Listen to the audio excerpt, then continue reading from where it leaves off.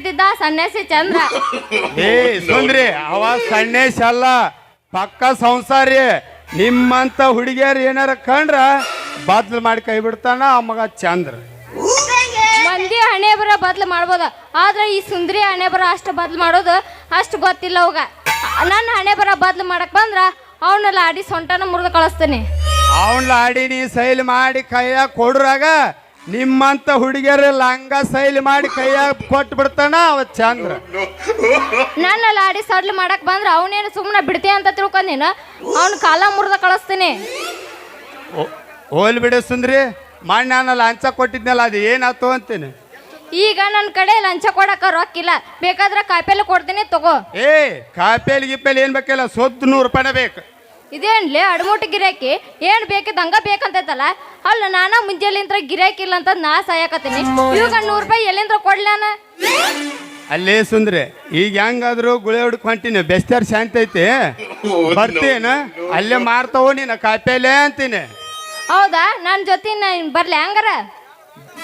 ಸುಂದ್ರಿ ನೀ ಗುಳೆ ಹಿಡಕ್ ಬಂದೆ ಅಂದ್ರ ನಿನ್ನ ಪುಟ್ಟಿ ಮ್ಯಾಗ ತಲಿ ಮ್ಯಾಗಲು ತಳಗಿಡೂರಾಗ ಕೈಯಾಡ್ಸಿ ಕಾಯಿಪಲ್ಲೆ ತಗೊಂಡು ಹೋಗಿ ಬಿಡ್ತಾರ. ನಮ್ ಕಂಟಿ ಮಾವುಡು ಮಾವಣ ಅಂತಾರೋ ಅಂತೀನಿ.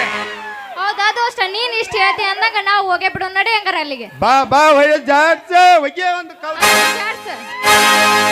16ದ ಹುಡುಗಿ ಬಂದಾಳ ಹತ್ತಕ್ಕ, ಹೇ 16ದ ಹುಡುಗಿ ಬಂದಾಳ ಹತ್ತಕ್ಕ,